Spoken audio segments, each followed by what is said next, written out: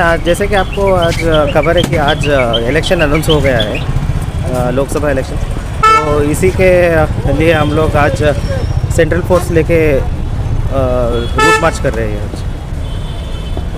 और मैसेज क्या रहेगा सर? मैसेज यही कि हम लोग इस बार पूरा पीसफुली इलेक्शन करना चाहते हैं। तो लोगों को यही मैसेज है कि हम लोग अलर्ट है और जो भी लॉ अपने हाथ में लेंगे हम लोग स्ट्रिक्ट एक्शन लेंगे। थैंक्स।